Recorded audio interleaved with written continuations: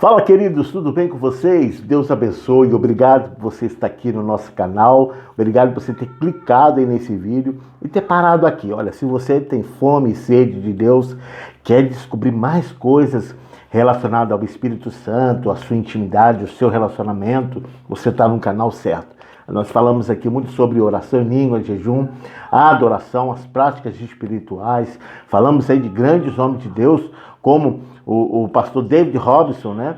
E também estamos aí começando nessa nova série do Apóstolo da Fé, o Smith Wigglesworth. Eu acho que essa pronúncia que é certa, né? Eu não sei, né? Mas nos perdoa aí se eu estou falando aí esse segundo sobrenome dele errado, tá bom? Nos perdoa em nome de Jesus.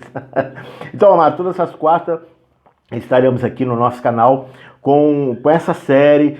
Vamos caminhando, vamos prosseguindo com devagar, vamos falar um pouquinho sobre este homem. Se você quer descobrir mais sobre o apóstolo, né? Você quer saber um pouco mais sobre a biografia dele, tem muitos aí no canal no YouTube que falam um pouco sobre a sua biografia. Eu não vou falar muito de biografia dele aqui não, perdão, porque o objetivo aqui do livro aqui é a gente poder falar um pouco desse livro aqui, porque na realidade são mensagens, né, que foram direcionadas eles nos cultos, e algumas pessoas que estavam no culto colocaram aqui no livro aqui algumas mensagens deles sobre fé. Então, obrigado por você estar conosco, vamos embora nessa jornada. Então nós estamos aí na parte 2 do nosso vídeo, tá bom, queridos? Então, eu vou estar lendo aqui a página 12, tá? Se você tem o seu livro e quiser nos acompanhar, sejam bem-vindos aí.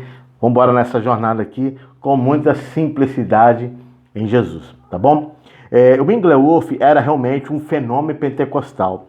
Seu assunto favorito praticamente era o único, era a fé.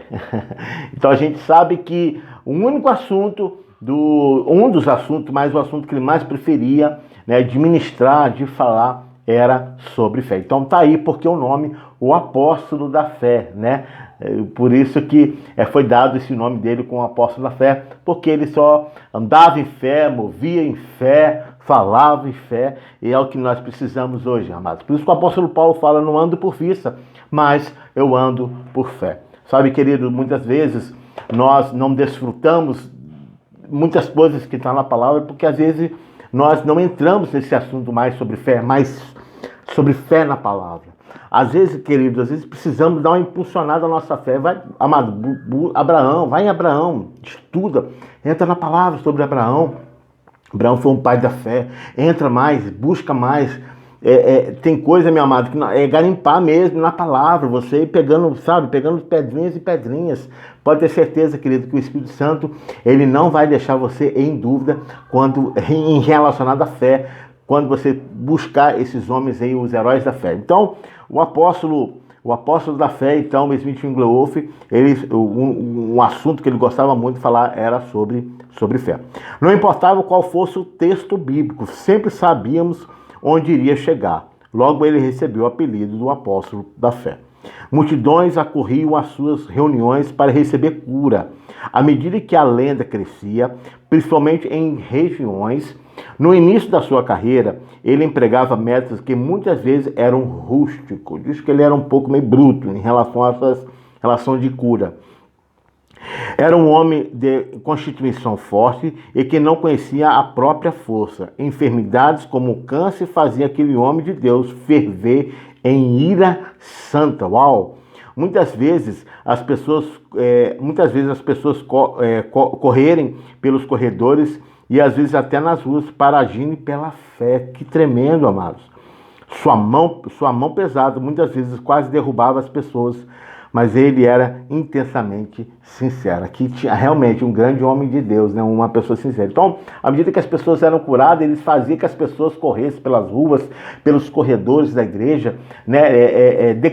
Falando da sua fé, falando da sua cura, e principalmente quando tinha um câncer, amado. Quando tinha câncer, ele agia com uma certa ira, porque ele entendia que a enfermidade não era de Deus, a enfermidade é do diabo, né? Então, quero quebrar uma coisa aqui que muitas vezes as pessoas falam, ministram, que é antibíblico. Falar que Deus coloca enfermidade nas pessoas. Amados, Jesus, a Bíblia fala que Jesus curava a todos.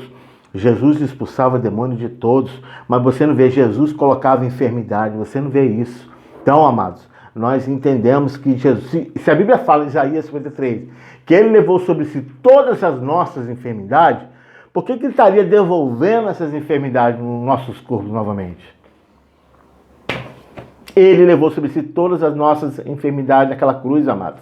Então não tem como Jesus sair colocando enfermidade. Ah, Deus vai tratar com essa pessoa, ele vai colocar enfermidade. Não existe isso. Em nome de Jesus, eu repreendo isso. Isso é antibíblico, não está na palavra de Deus. Então muitas pessoas, aí você está botando um Deus mau, um Deus ruim, sabe? Um Deus severo. A Bíblia fala que Deus é justo. A base do trono de Deus é a sua justiça. Então, amados, ele muitas vezes agia na enfermidade com certa brutalidade, entendia que realmente ele entendia que eram realmente enfermidades relacionadas ao diabo, né? Vamos lá. Meu primeiro contato com o Englewoff ocorreu quando ele ficou hospedado em nossa casa, durante algumas reuniões especiais na Assembleia. Embora as igrejas tivessem condições de hospedar aos visitantes que precisassem, esse renomado pregador gostava de estar com as pessoas. Interessante isso, né? Simplicidade, né, amados? A gente pega esses homens de Deus sendo usados por Deus aqui, grandes heróis da fé, através da simplicidade. O Espírito Santo ama isso, sabe? Ama pessoas humildes, ama pessoas simples. Minha esposa e eu descobrimos nele uma pessoa extremamente agradável, abnegado, cortês, generoso, que encheu a nossa casa com um aroma da presença de Deus. Meu Deus, hein? Forte isso. Não vimos milagres, mas nossas almas foram ricamente abençoadas por este servo piedoso. Posteriormente, o Englewoff sofreu uma intensa agonia física decorrente a um cálculo biliar, né? Então ele tinha uma enfermidade dentro dele. Como um ato de fé, ele recusou-se a buscar ajuda médica e continuou a pregar, apesar de ficar com roupa ensopada de sangue. Sua coragem era inspirada para todos que conheciam. Finalmente foi curado, para que a glória de Deus. Jamais conhecerei a noite no colégio Sião, em Londres, quando Englewoff levantou-se diante da congregação com o vidro contendo os cálculos. Ele estava com o espírito profundamente quebrantado. E dizia, todos nós compartilhamos a sua emoção. Dali em diante, suas orações pelos enfermos foram marcadas por uma nova gentileza. Sabe, amados, o que eu aprendo é que todos nós somos propícios a algumas enfermidades. Eu vou ser o cuidadoso aqui para falar. Por exemplo, às vezes você tem uma palavra para ir no médico. Então você tem que ir no médico. Vá ao médico. Se você tem uma palavra de ir ao médico, o Espírito Santo vai ao médico. Deus botou os médicos também. Os médicos também são instrumentos, né, nas mãos de Deus. Mas o Englewoff aqui, ele simplesmente tinha uma palavra de fé dentro dele que ele não iria procurar o médico. Ele cria que ele já era curado.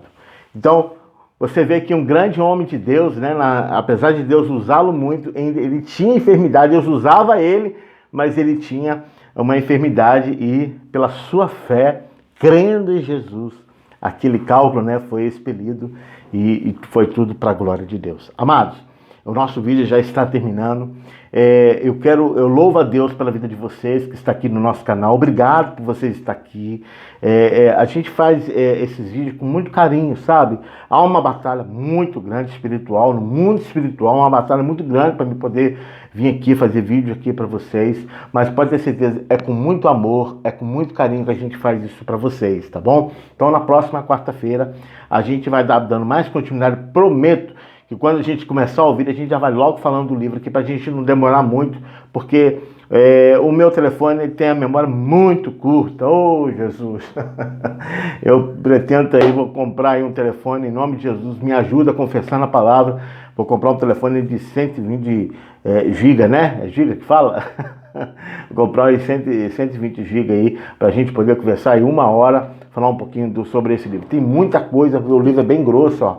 Tem muita coisa aqui pra gente falar e muita coisa pra gente aqui conversar, tá bom, querido? Olha, um beijo no coração de vocês, obrigado por você estar aqui. Até quarta-feira que vem, vamos dar uma continuidade mais sobre esse livro aqui, que vai te ajudar muito e também vai me ajudar muito. Mas lembrando, junto com a palavra de Deus, tá bom? Um beijo no coração de vocês, deixa o feedback aí, o like, e também comentem nos comentários aí, tá bom?